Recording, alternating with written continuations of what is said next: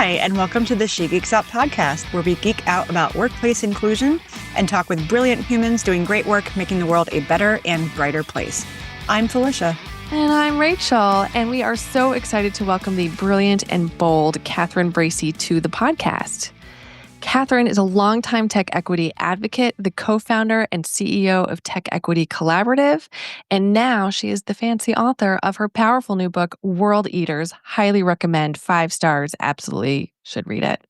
In our conversation, we dig into the deep roots of inequity in the tech and VC world, from a really interesting concept called Blitzscaling to the awful labor exploitation, and we explore what it'll take to build systems that actually work for people. Catherine brings clarity and urgency to the table as we imagine new ways of rethinking the workplace. This one is for anyone ready to challenge the status quo and build something better, which is why we are here today in your ear holes. Always the hope. But before we get to Catherine's interview, let's talk about the topic that seems to be on everybody's mind these days, which is AI. Haven't heard of it. Robots are taking over. Haven't heard of it. What's that? Well, let me tell you, Rachel, you got a lot to catch up on. JK. Also, I will say that we are actually recording this the day after our anniversary. Yes. Oh, yeah. We should actually we should give ourselves a shout out. It was our 10th business birthday yesterday. We had a little online celebration. It's been 10 years. I cannot believe it. I know. I'm like, do we talk about AI or do we talk about?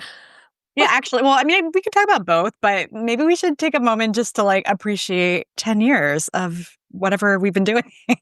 My gosh, I know. Well, it could be a 10-year conversation. It is. Well, and it is interesting if you tie it into AI. It's like, my gosh, 10 years ago, sure, it was vaporware, it was something that was like, oh, sure, that the robots may come. It was science fiction, right? And now we are living it. We are. Yeah. Yeah, but 10 years ago, 2015, so you and I had already been working together for 2-ish years at that point, doing events for women in the Boston area, but we made it official. We put a business ring on it. We did, tied the knot. Yeah, so I don't know if you know this, but I still have I have the letter from the Commonwealth of Massachusetts on this bulletin board that's right in front of me. So it's covered with a lot of different pictures, but I have it up there because, it was a big deal at the time and it still is. And I think just the fact that I was really kind of going down like a little memory lane yesterday, looking at all these pictures and thinking about the 10 years. And what is so wild to me is that our 5-year anniversary was March 2020.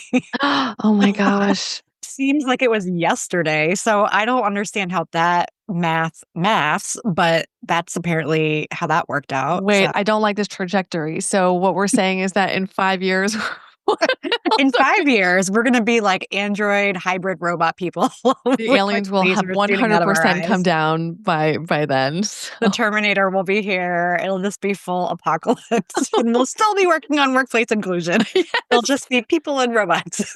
They can't stop us. Try as they might. I mean, I feel like you and I have always said that we'll keep doing this work until we can't anymore. And I know that originally it was because we thought we would the problems.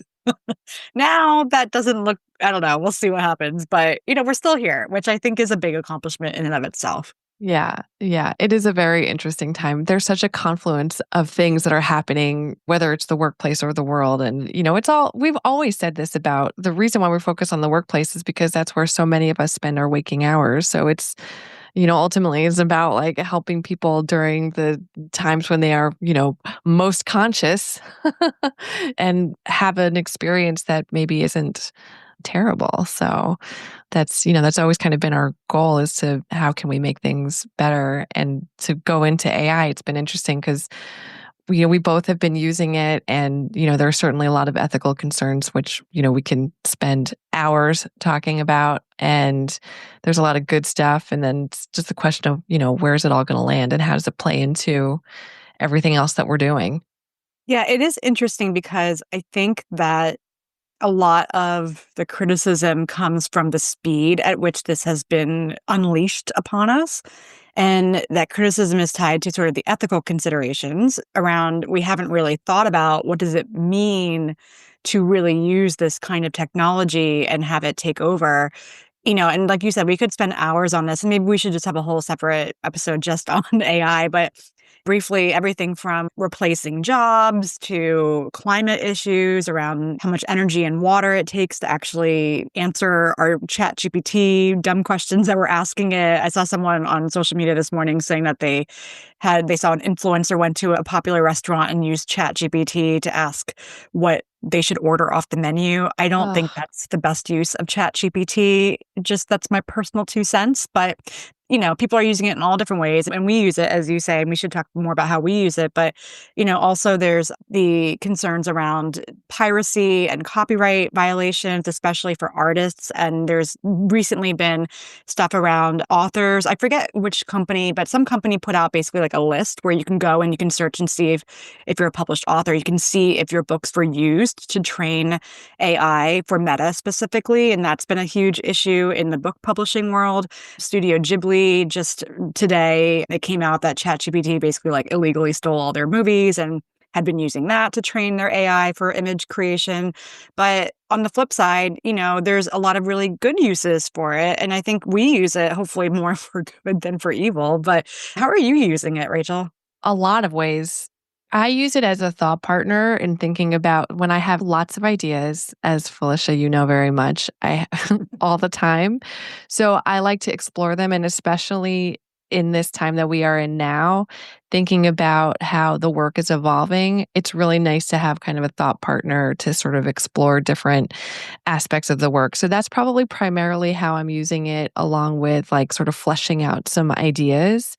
And I will say, I just wanted to touch on something that you said that I think is important, that, the ethical concerns aren't being surfaced. And I do think that they are. I think that they are being ignored by people by and large, very similarly to like climate change, I Mhm. think, and what's currently happening in our federal government. I think that it feels easier to just sort of kick the can down the road. And this has just been part of, the human experience probably since the dawn of humans. It's one of those things where there's like definitely a lot of conversation happening. Whether it's going to matter is, I think, up for debate.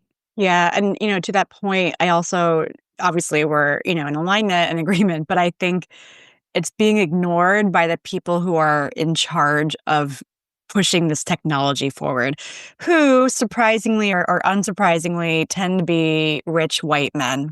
Yeah. And I mean, this conversation's existed in tech for a long time. Like I know and I'm sure this is true for you too, but like when I was in tech before we started this company together, 10 plus years ago, there was a lot of discussion even at that point around the importance of having people in tech being part of the discussions around building products and services who were not focused just on can we do it, but should we do it? And so there was a big discussion around, bringing in people from like who are architects and who are artists and who are philosophers. Like there's a big discussion, at least at the company I was at, around bringing in people who are thinking differently to be part of these teams. And so I think we've really lost a lot of that retrospection because it's just more about, oh, this is really cool. Let's push it as fast and far as we can go. And actually, it ties in really well with what we talk about with Catherine, because, we talk about how we got to this stage of needing to continually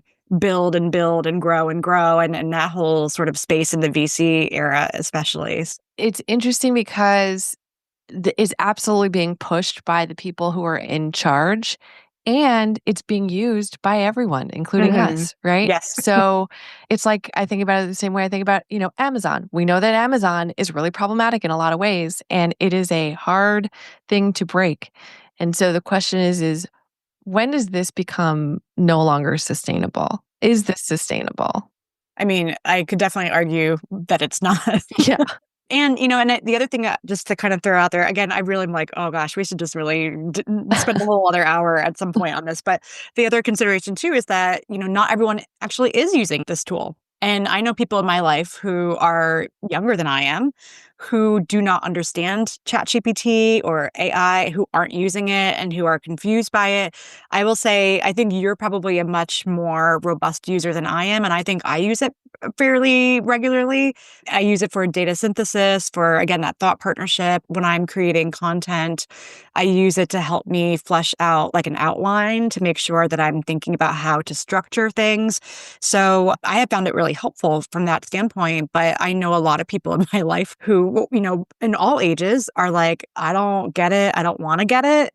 I don't like it, or I don't know about it. And so what's going to happen to folks like that who, if we continue down this trajectory and it really goes into every aspect of our life, like what's going to happen to people who get left behind from a technological standpoint? And that's another big consideration too. And because we are all feeding it and making it smarter, if enough people who are from marginalized identities or, from minority identities in any way aren't using it, then the dominant voice becomes the majority. I know. And it's so complicated because it's like, it's not just using it. It's also, again, like what material is being used to train it. And then how is that getting accessed? Is it stolen? A lot of it's stolen.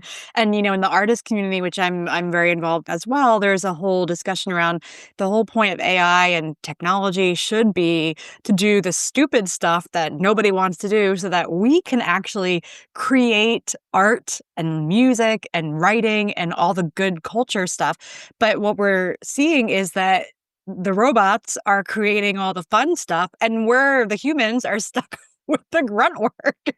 And that's not a world that I want to live in either. So yeah, it's an interesting time to be alive. Yeah, it's a real struggle. I do hope that people, because it's happening, like regardless of whatever, it is happening. So I do hope that people will use it, unfortunately, even though it does mean like this is one of those things where boycotting is not a good idea. No, and that's a reality. It's like if you boycott, you do yourself a disservice, I think. And that's unfortunate, but that is the reality we live in right now. Wild. Oh, on that delightful note, well, I will say we get into it further with Catherine, and I do hope folks stick around and listen because it's a really interesting conversation. We both learned a lot. The book is amazing. You should definitely get it. But we talked to Catherine about all of this stuff. And again, talking about VCs and entrepreneurship and how that all has come about. So what do you think, Rachel? Ready to get Catherine into this conversation? I'm to welcome the lovely Catherine. Welcome, Catherine. Right, Catherine. So let's just jump right on into it. So nearly a decade ago, you co-founded TechEquity Collaborative, and you had a vision of making the tech industry more equitable, which is obviously a very amazing goal that we support fully. And over the years, we've seen increased awareness, but we've also seen some setbacks. So there's been tech layoffs that have disproportionately impacted marginalized groups.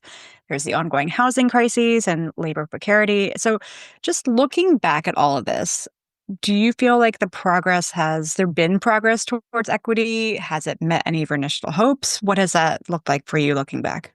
Well, I guess if the period of time that we're sort of snapshotting here is, let's say, 2016, early 2016, late 2015, which is when I started TechEquity, to now, I would say we've probably made negative progress. And I think it's pretty clear that the tech industry is regressing, which is not to say that there weren't things that we did over the course of the last 10 years that were sort of positive and maybe in the longer, scope of history will look like progress. But, if I'm reflecting on the last 10 years and assessing it based on where we are in March of 2025, I think there's really no way to look at where we are and say that we've made up a lot of ground. I hate to be so pessimistic about it, but that's just the way it is.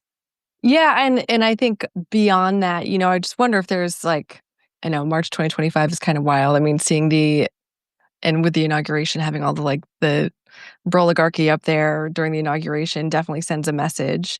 But I'm curious, even though there has been all of that, and I'm not begging you for any sort of glimmers of hope, but if you do have any sort of nuggets of yeah, we're on fire right now, but maybe do you see anything? Even if it's greater awareness? Nope. Specifically in Which the is tech. an answer. If the question is specifically in the tech industry, I think the answer is pretty clearly comprehensively bad across the board, at least if we're talking about sort of big tech. I don't know that that's necessarily a reason to be, for me at least, that doesn't make me hopeless. It doesn't make me ready to kind of give up. It's just information. I feel like I know a lot more about what's driving the industry. And that's partially why I wrote this book, that I just feel less naive and more, okay, I have a deeper understanding of the problem now. And like, this has taught me a lot about what is actually functionally, quote unquote, wrong with the tech industry. And if we are, to build something that is more equitable, these are the things that we will need to address. At least that much is clear. And so, yeah, I mean, I guess if you're looking at where we are today, we're certainly not where we would want to be, but it isn't, again, I don't think we're in a hopeless place. Well, that's certainly, I guess, hope in and of itself a little bit. Because you very well could have been like, all hope is lost, abandon ship Yeah, I mean, completely. where I'm really finding hope is in the broader context in the world and the way that people are reacting to, the Trump administration and the rising oligarchy, which is led by tech billionaires. And in some ways, I guess that feels like, lancing a boil, maybe. It wasn't clear what the underlying issue was, and now we've brought it to the surface and it's really bad right now. But like, now that we can see it, maybe we can get it out of our system, kind of thing. So that's hope. We'll take it wherever we can get it. And, it's interesting because Rachel and I both, our backgrounds are in tech too. And so, we both read your book, which we'll get into in just a minute. But I was talking with Rachel earlier and I was like, yeah, so much of this, what you wrote was ringing true. And, we had similar experiences in a lot of ways. And, one thing that's always struck us about tech as an industry is the ability, whether that's, supposed or actual, to rapidly disrupt industries. But when it comes to equity inclusion, that urgency is not there. And we felt that firsthand, both in terms of working in tech and then also trying to work with folks in tech to push the needle forward in these areas. And so I know you have a lot of thoughts because you wrote them in a book. But for now, I'm just curious if you think at a sort of high level, is it because the systems themselves are too entrenched and they're too difficult to shift and change? Kind of like we can't move the Titanic from the course that it's on? Or is it more about a lack of will because disruption's only appealing when it's beneficial to those who already have a lot of power, who are already in power? Just curious what your thoughts are.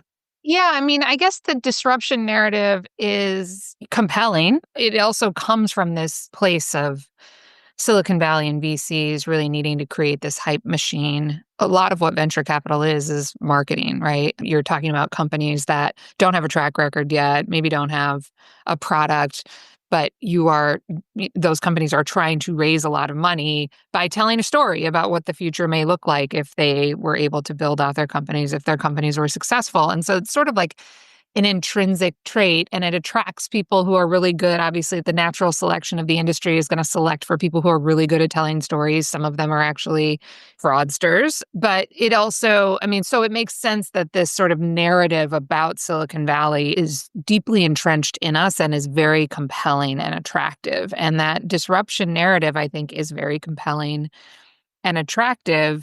And it's not necessarily clear to me that disruption is necessarily a blanket good, or that a lot of what, the ways in which Silicon Valley was making a lot of money was actually by, quote unquote, disrupting entrenched industries.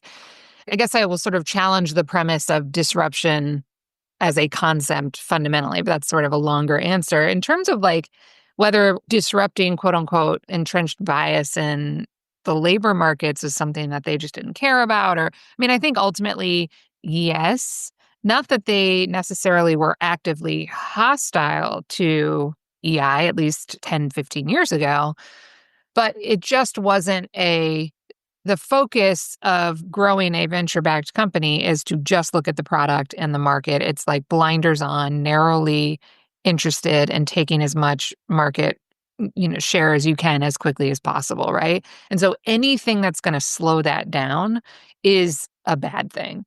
And ultimately, I think this conversation about, well, who's actually benefiting from this growth? And I mean, not only did it undermine the sort of, fantasy mythology of Silicon Valley, but it also slowed the companies down. They had to hire all these teams. They had to do, add on this whole function to the work. And they don't even want to do basic HR, let alone attach an equity consciousness to that work. So, I think it was like fundamentally if there was something structural about it, it's that it was fundamentally incompatible with the way that venture-backed companies have to grow in order to satisfy investor demands. There is no time for them to like take on all of these other, what I think they would view as sort of ancillary projects that aren't about, capturing as much market share as they can as quickly as possible.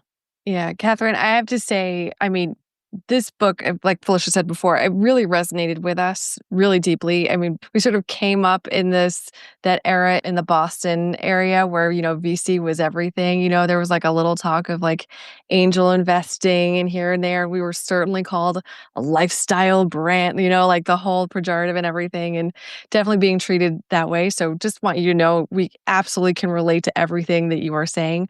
We saw that it was really about speed. It was really about just making the dollars. It wasn't really thinking about things in any sort of sustainable way. So as we were reading the book, we're like, yep, yep, yep.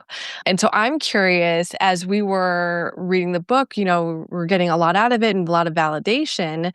So I'm just kind of curious, were there any sort of surprises that you found along the way when you were researching? Yeah, I mean, when I started writing the book, it really was a critique. And I was thinking of it, if I'm remembering now, this was like 4 years ago, but I was pitching it as there's this cottage industry of books about all these individual tech companies that had become sort of notorious failures or scandals. And there were Netflix series, and it was, they were just one right after the other. And I remember thinking, like, there's a common thread here. And nobody's sort of explicating that common thread, which is, the economic structure that sort of enabled and then created the incentives within which these companies were operating. And there's a story to tell there about how that system empowers founders like this or companies like this and creates all of this risk that isn't necessarily there in the first place, or pumps money into companies that are sort of pushing off the risk that they're creating to the rest of us. And that's what the book started out to be. And then I talked to more and more entrepreneurs who had tried to raise venture or had raised venture, folks like you, and I heard the same story, right? Is like, this really resonated with us. This really resonates with us. We feel like we were trying to raise money and hearing that we couldn't because of this and this. And after enough of those conversations and hearing the stories of entrepreneurs, many of which are laid out in the book, but not all of them, I can't like pinpoint an exact conversation or a moment in the process of writing the book, but it did switch. And I think if you are reading it very closely, you can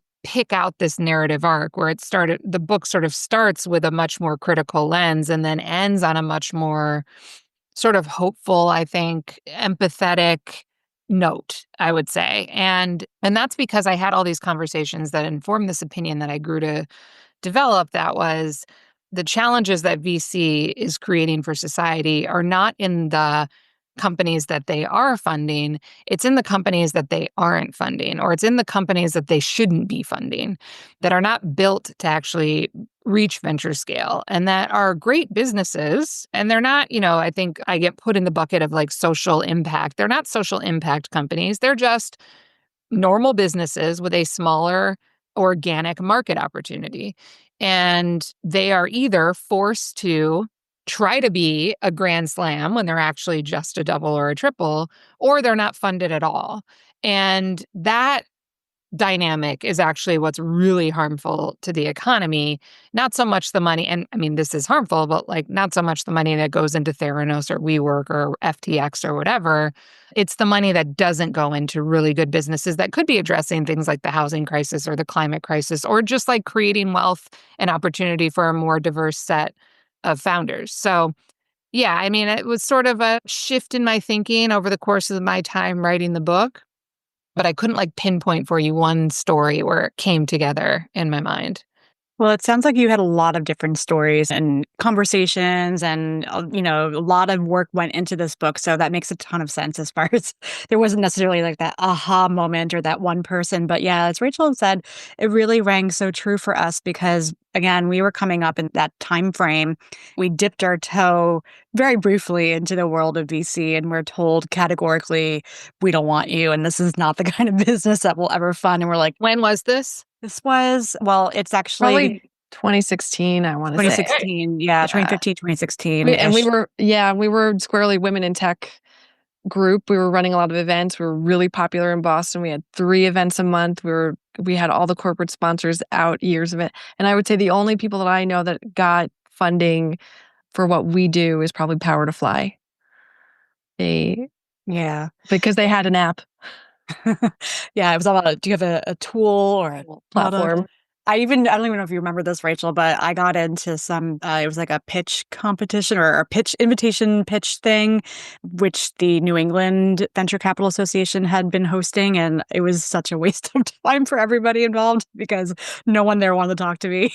And so it was just, again, we were underlining this book. I've got it right here. It's got so many notes in it where I was reading Rachel's notes because she read it first and she was like, yes, ugh, gross. And I'm like, +1. I don't know who will ever read this after us, but whoever does, they'll have a lot of notes to read there. If we have time, I would love to know which parts you underlined and put stars next to. But I'm curious, I don't have to flip this around on you, but these stories are so interesting to me. Like, why did you think at that time that venture capital was the right thing for the business you were building? Yes, great question. And I can actually, you answered it yourself in the book. It was because that was the story and the narrative that we were told. So when we first, came together and we left our respective other jobs and we were really working on putting our company out there, we were told, and especially at that time, Boston was so VC heavy. And it was just that was the way to do it. And if you wanted to be an entrepreneur, you got VC funding Or I will say even angel or angel and the investing. reason Yeah. why was, we had intentions for it. It wasn't like, oh, we just want to have money for our salary and like our fancy cars. Like that's just not how we roll. We were doing it for expansion reasons. And it's really interesting. And Chief is actually another example of a company that got a ton of funding because they wanted to expand and they had a particular market, but because they were their market was really engaged with, C-suite level women, and our market was really mid-level women. And so maybe there wasn't as much money or we didn't tell the story well enough, or it's just, we didn't know the right people. And Yeah. it's kind of interesting to think about even sort of the angel investing, which turned out to be great because you know what's great is owning the business yourself entirely 100% and then growing it however you want and needing to contract whenever you want, like in 2025 or 2020. Yeah, that's right. I mean, I wonder, obviously that was the zero interest rate period, and that I think colors a lot of the critique that I'm making. And I think, I'm jumping ahead on the list of questions here, but, there is some question about whether just the simple fact of having interest rates higher for longer creates the conditions that something else happens. I'm not so sure just because I think we're seeing a lot of the same unhealthy cycles around the AI industry. But leaving that aside, I wonder if you think that if you were not even just like knowing what you know now, but like if the conditions in 2016 were the same as they are now, do you think that you would have tried to raise VC? Was it like in your head that you could get money from anywhere else or like a bank loan or just, anything? Did you guys have that conversation? Yeah, I mean, I'll say, and Rachel, feel free to jump in, but I should say our quote unquote attempt to go after VC funding was like, it was like a sneeze in the wind. Literally. So it really didn't go very far or last very long. But again, that was the predominant narrative, especially in the Boston area. And so I was just reminiscing with Rachel earlier that I used to do a ton of public speaking at that point and a little bit less nowadays, of course. But at that point, I just remember like every time I was on a panel, especially if it was around entrepreneurship and building your business, I felt like I had a duty to say, hey, you don't have to, like, this is just one way to build your business. And we are, at that point, I think I called us like, we're a unique startup story because our startup story was very different than 99.9% of the other startups that we encountered at that point in time. And again, that's why it felt so validating reading your book, because some of the notes we wrote were, why didn't this person get a bank loan? I forget the name of the company, but there was one story you shared where The person wanted, I think it was $500,000 and tried to go after VC funding. And we both wrote, why didn't they try to get a bank loan for that amount of money? And I think in the Boston area at that time frame, that was just not the advice that we were given. And we had a lot of mentors and people, and they said, dude, this is the way, go down this pathway. And it didn't make sense. And we were told too that, people would say, well, what's your goal with the company? And we would say, well, we want to grow it to a nice place and then run it forever. What? Surprise, Oh, surprise. That's not exit. the answer anyone wanted to hear. Yeah, Shocker. that's gonna get the door shut right in your face.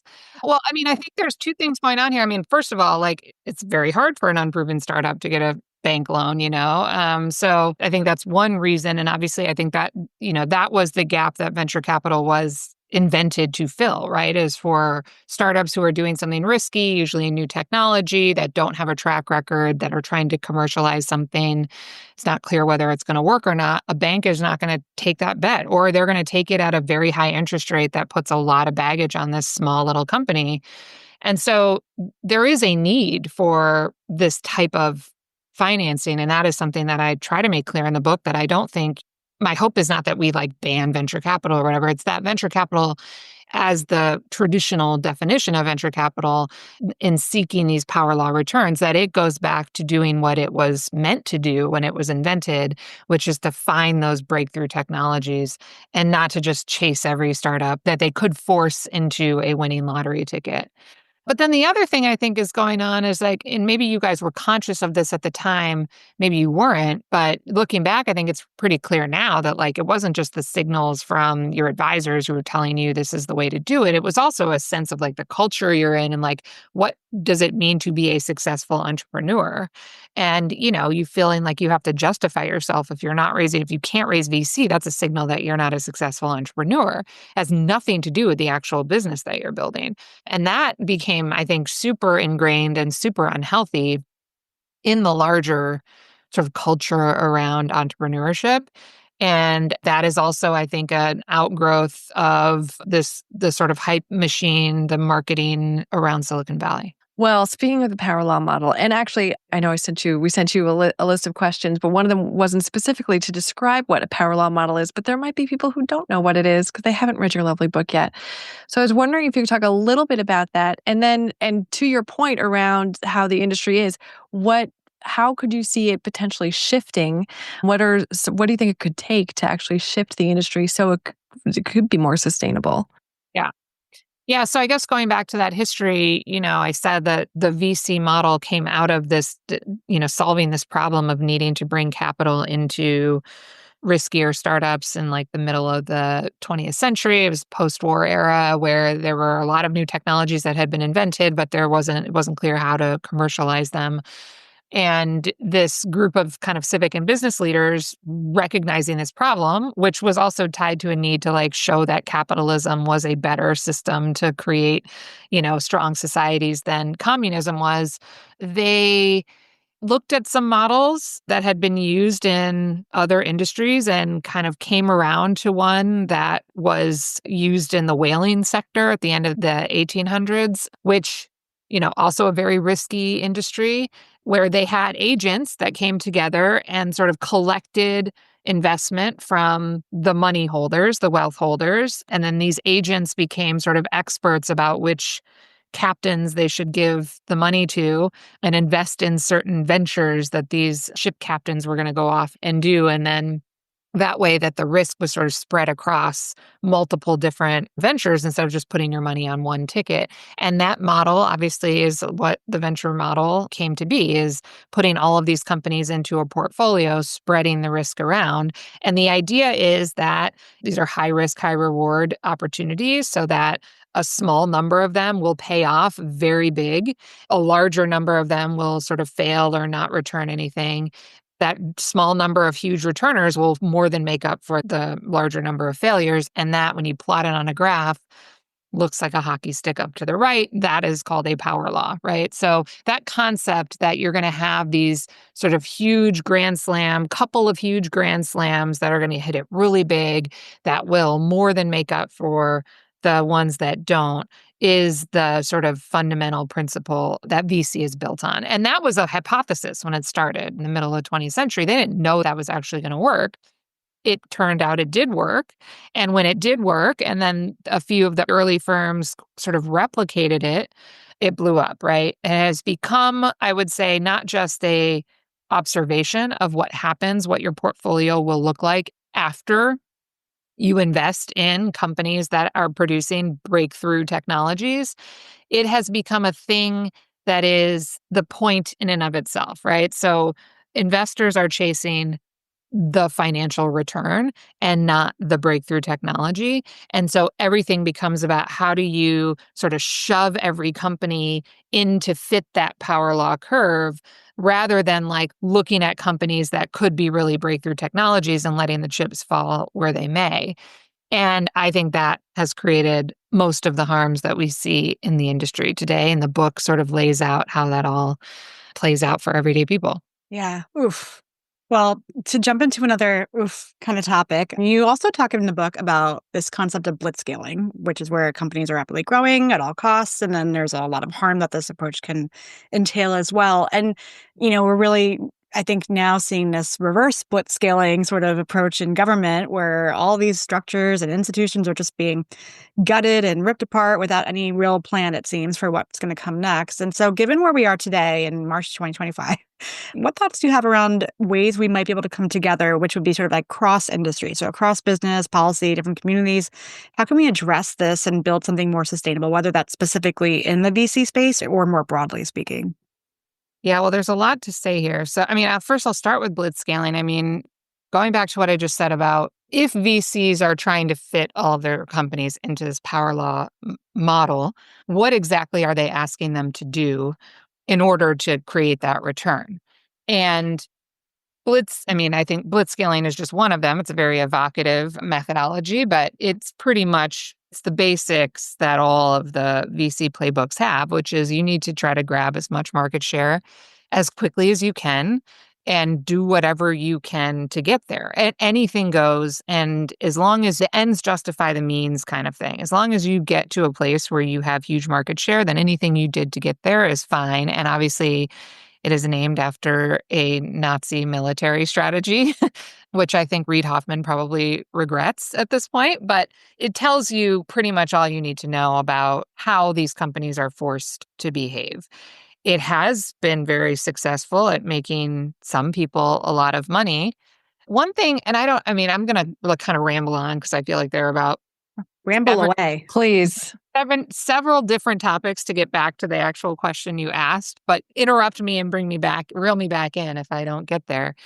One of the things that I came to appreciate after the election, my sort of coping mechanism was to kind of go back to history and do some reading about like, whoa, how did we get here? Where are we? How do we orient ourselves in this place?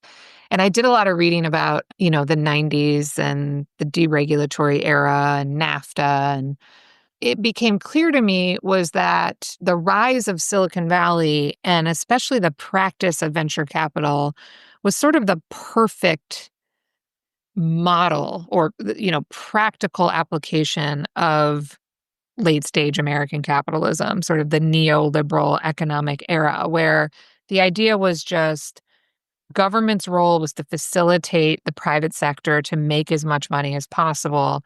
And if they did that, like all the benefits would flow to society from there. And the policy project was to support that. And I think we saw that in sort of the Clinton and Obama era. I mean, I worked for President Obama in the early 2010s. So like I don't feel like I'm blameless here either, but I just think that was the mindset. It was the economic system we lived in. And really it was about like leaving these companies to operate unleashed, and whatever they did was going to roll down to the rest of us. I think a lot of like how we got to where Silicon Valley has tilted so far to the right and has really like started this sort of very explicit villain arc. They are realizing, I think, along with the rest of us, and this started in 2016 when Trump was elected, that era is ending, that like it didn't work. that trickle down supply side economics actually caused people a lot of harm, caused the economy a lot of harm, that we had this recession and the growth that followed the recession, which in large part was driven by the tech sector, only served to concentrate wealth at the top, did not create all this goods for the rest of us. People reacted. It took 8 years, I guess, until Trump came around. They were given an opportunity, but there was a lot of dry tinder there, right? And so they reacted. I, at the time in 2016, remember I worked with Sam Altman on pulling together a group of Democratic donors who, from the tech sector, we were going to do like tech resistance. That's what we were calling it. It was all these like really high, fancy tech people to talk about like what happened, what do we do next, where does Silicon Valley put its money to fight Trump? And I had so many conversations in 2016 with people from Silicon Valley who had been totally checked out of politics up until then. We're like, whoa, actually, this is like something I need to be plugged into. So there was a sense that like populism was not going to work for this industry. And then Biden came along and actually was like, and you're part of the problem. And like, you have to play by some rules now. And the freak out was like so disproportionate, right? And now we are where we are. So I think there's this way to explain this is all a long way of saying, I think there's a way to explain how we got here and why, tech and VC is so aligned with Trump by understanding the sort of like scope of like the way that economic systems evolve. And I think there's no greater indicator that whatever system, this supply side system that we lived in before is dying than that they are having this desperate reaction and they feel so threatened by what's happening that they feel like the only way to protect what they have is to throw in with Trump and, just go full grift and just get as much out as they can before the house comes crashing down. So that sort of set up like where we are. I'm going to stop talking and see if you guys have any questions before I like go back to answer the original question that you asked. No, we could probably talk forever, but listen, this is this is what we want. We do all the talking. Okay, but that's kind of boring for people. Well, No, I mean, don't. I will say we have a little back channel and We we do. had a little bit of a back channel question that we were asking ourselves as you were Okay, talking. Which I think, if you don't mind, Rachel, I think it's a good point to bring it up because, you mentioned just now, you're talking about, Biden and this freak out. I'm like 100% with you. I was chatting with Rachel. I was like, Silicon Valley is in its villain era right now. And it totally feels like that. And that's the reality, right?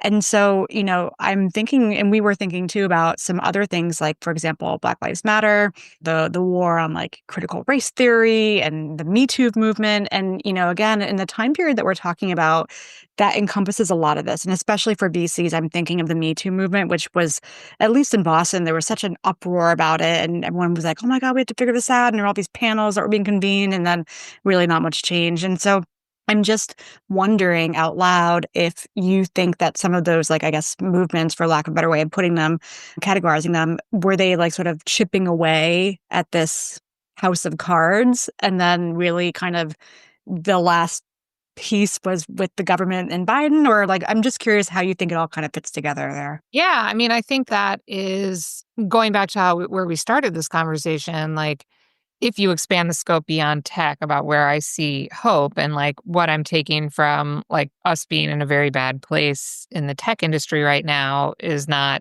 hopelessness, but actually like now we see the problem is exposed and we can't delude ourselves that there's something else going on here, is sort of that point, right? Of like these, pushing them to do the bare minimum.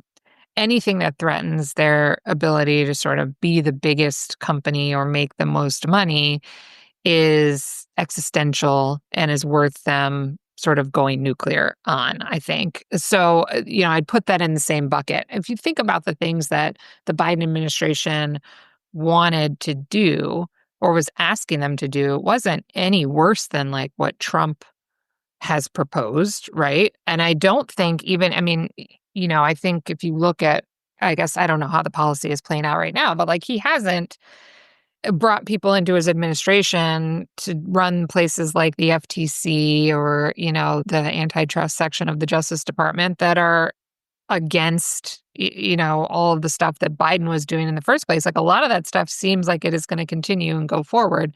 I will say though, Catherine, we are literally, it's so crazy to say this, only 2 months into his administration. It's fair enough. I know. And you need to like have a huge asterisk 2 months. about everything. Even though it feels like 2 years.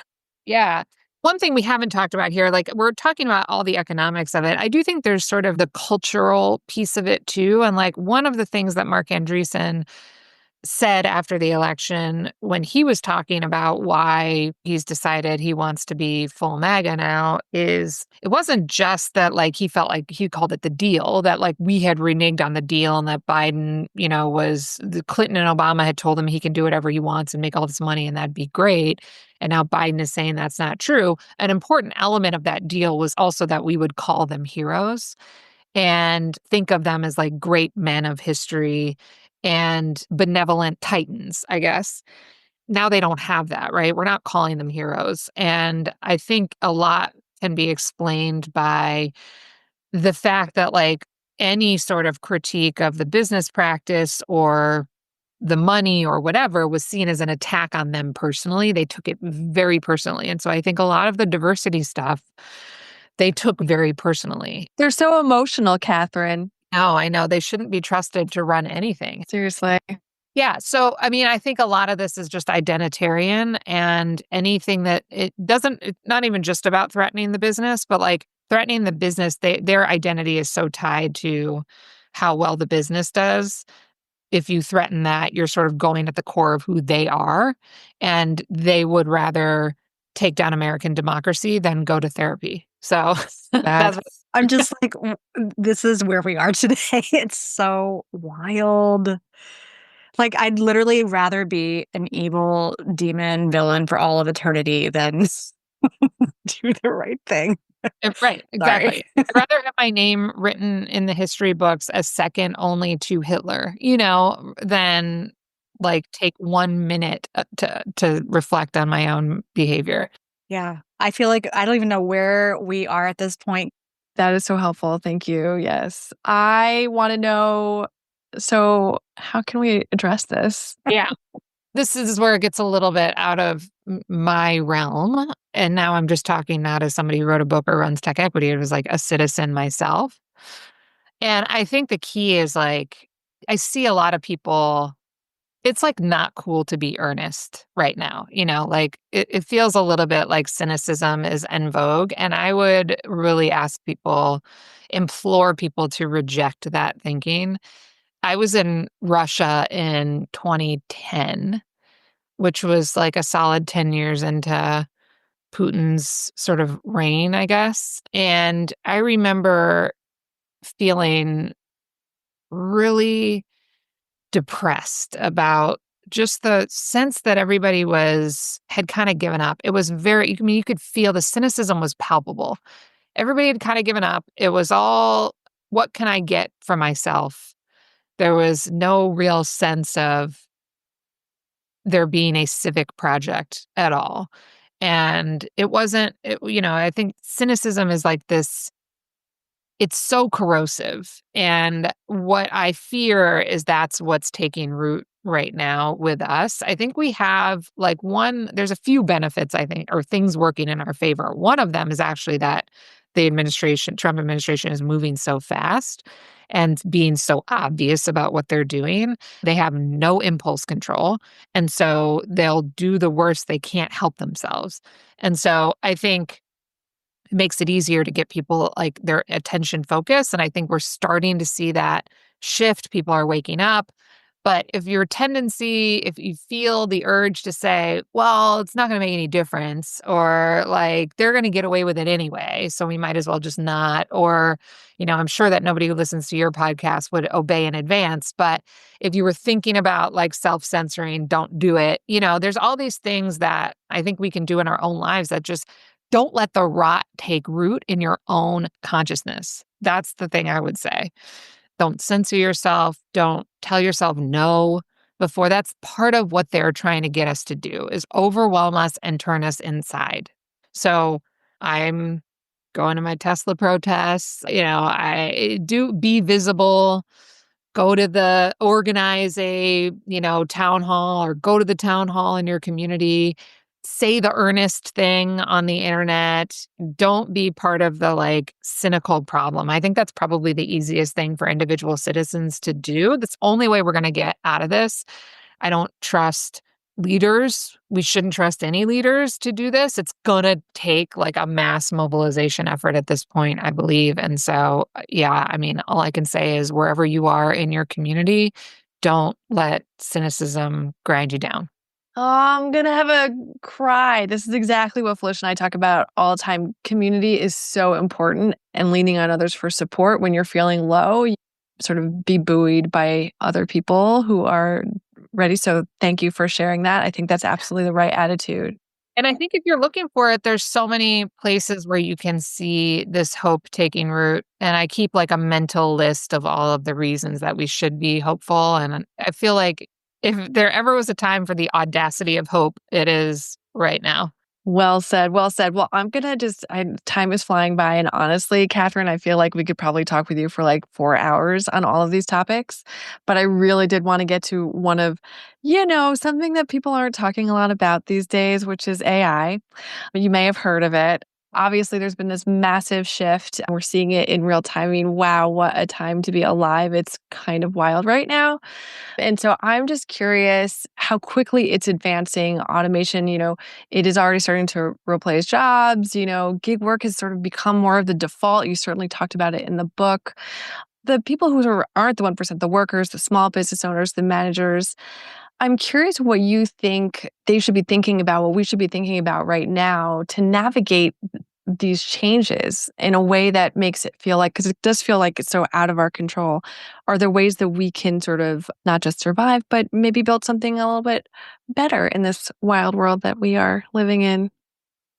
Yeah, I mean, and this is what I do for my day job. I think so. I think a lot about this a lot. I think there's like three buckets of people I come across so wait, who is this for? Is this for people who like know the technology, are working with the technology, or is this for just like everyday?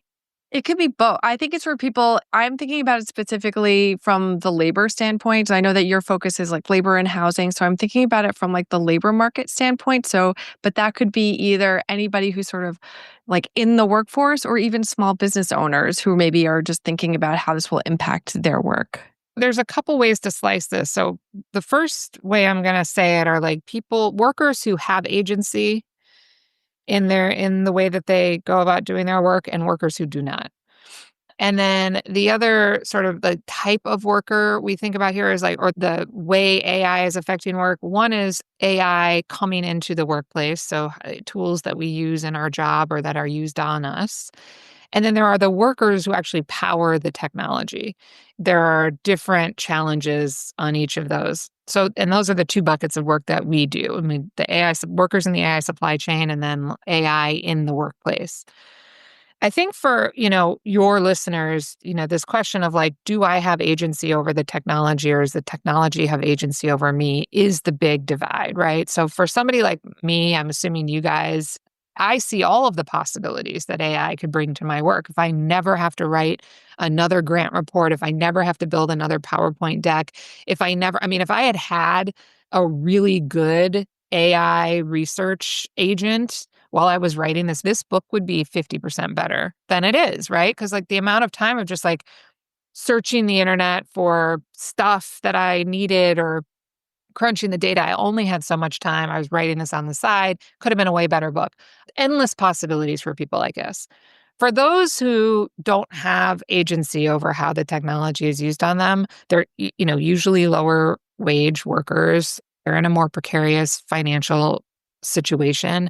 They don't have as many protections in the workplace. This could be, I don't want to say catastrophic, but a very impactful development. And what I have learned is that from doing all the work I've done over the last 10 years, but also just from like, being across the negotiating table on AI policy with corporations, everybody thinks, oh, well, the technology isn't going to come in and replace workers or do X, Y, or Z to workers. It's just not good enough yet. It's never going to get there.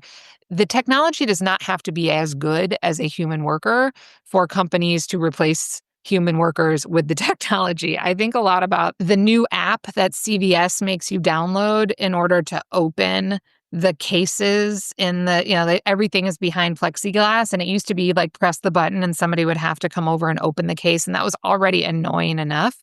But now they've decided that instead of just removing the plexiglass or hiring more workers, what they're going to do is have an app that you have to give all of your data to in order to open the case. And so they don't care about us and they don't care if the experience is worse.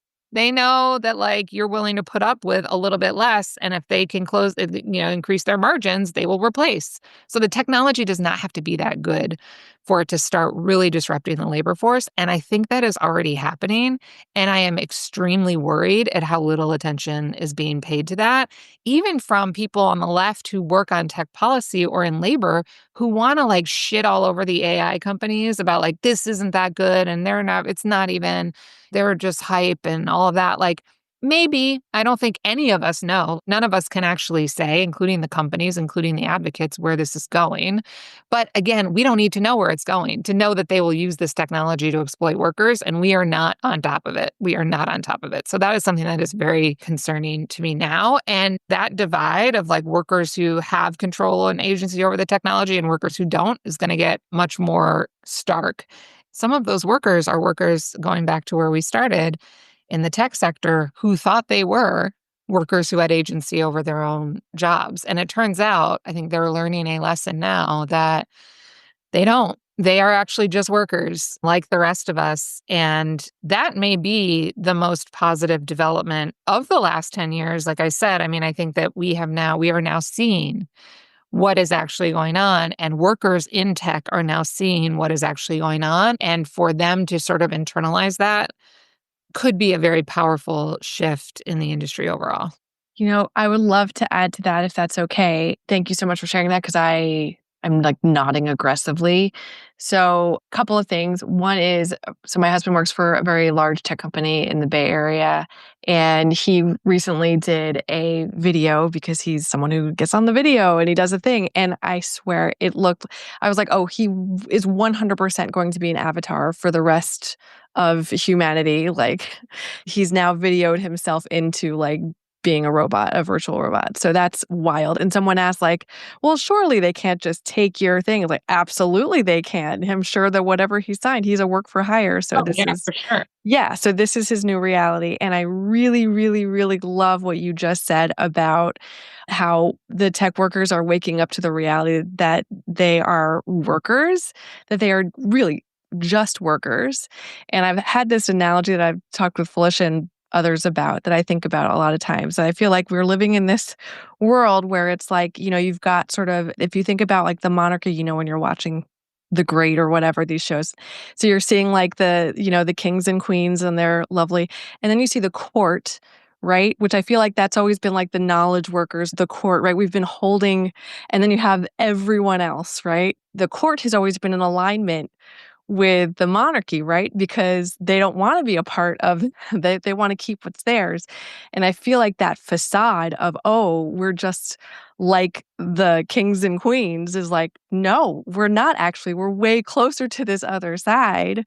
And this is our reality. And there's this sort of, I think there is this awakening, and I'm excited for that as well. And I think there could be a lot of, this is where I'm like, oh, maybe there will be real hope and real change for workers now that we realize that we're closer to gig workers than to the oligarchs. That's always been the case, but now the charade is gone. So thank you. That is very true. Closer to gig workers than the oligarchs, for sure. Yeah. Yeah, and that reminds me as well of there's a section in your book where you talk about full-time employment versus contract employment and the rise of contract employment and that trend in tech specifically. And again, I mean, my husband also experienced that where he was supposedly getting hired full-time for a large tech company in the Boston area.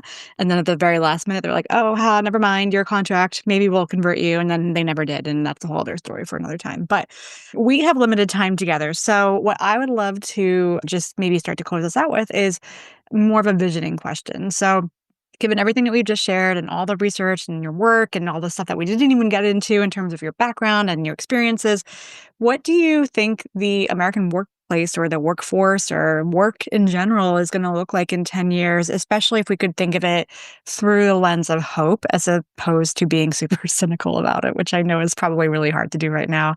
What do you think it could look like? I am so bad at these. I guess I would go back to maybe not what it would look like, but maybe what it would feel like or some conditions that might be in place.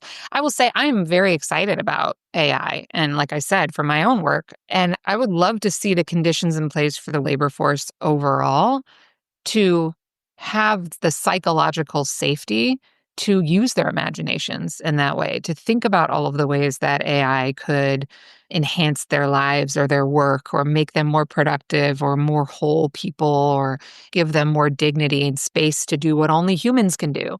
We don't live in that world yet. I don't think we're going to get there in 10 years. Maybe we will have started to pick ourselves back up from where we are now. But like there's a big project here to create the conditions for everybody so that this new technology can be the sort of game-changing value add, actually be the game-changing value add that the companies claim it will be. So that's the work that I'm doing at TechEquity. That's our big project now starting in California with how can we create common sense standards that don't hinder the ability to see where this technology is going, but in fact, like create the conditions on the ground so that people trust it and want to use it and can imagine new uses for it. And that's where like vibrancy in the economy is going to come from. If everybody's scared of it, if everybody thinks it's going to take their job or become a sentient robot that kills them or whatever, or is worried about it, like creating a new bioweapon, then yeah, it's not going to go very far. That's what happened with nuclear, right? So if we don't have these sort of guardrails around the systems, then we're never going to be able to use our imaginations and build this future. And so I think any sort of imaginative exercise just requires that we create that space where people can think forward and not be sort of in this scarcity mindset that they're in now. Love that. Totally agree. Okay, so any final thoughts before we go? I think we covered most of it. I can't remember half of the stuff that I said now. So apologies, geez, if this doesn't all hang together and make sense. But if you want a book that is both, I think, a fair critique of the tech sector as it has been created, and also a hopeful vision for how we might build something that comes next. I think actually one of the questions we didn't get to in your list was, how should we be building, like what can we build in 2025? And like 2025 might be a rough one to think about. But if we think about like what should we build for after Trump? Because fascism always fails, right? I don't know how long it's going to take. I don't know how much damage is going to be done in the process. But we will be in a position to build something new. And it is going to require new technological innovation and the capital to fund it. How do we think about creating that structure that does not repeat the mistakes that we've made over the last couple of decades? And maybe there are moments that in the next couple of years, bright spots where we can start to take advantage of the fact that the interest rates are so high and show that a different way is possible using this moment that has been created for us. So thanks for having me. Thank you, Catherine. If people want to learn more or connect with you, where can they find you? TechEquity.us is the best place to find out about TechEquity's work. And then myname.org is it .org or .com? One of the two. You'll get there, catherinebracy.com, to learn more about book events and what's next on the book tour. And we'll be sure to link the book as well in the show notes. Thank you so much, Catherine. Thank you both. We did it. We absolutely had an amazing time with Catherine. Hope that you enjoyed it as much as we enjoyed having the conversation. Thank you so much for listening. And please don't forget to rate, share, and subscribe. It makes a huge difference in the reach of our podcast and, by extension, our work. You can visit us on YouTube, Instagram, and LinkedIn, and sign up for our newsletter at inclusiongeeks.com/newsletter to stay up to date on all things Inclusion Geeks. Stay geeky. Bye.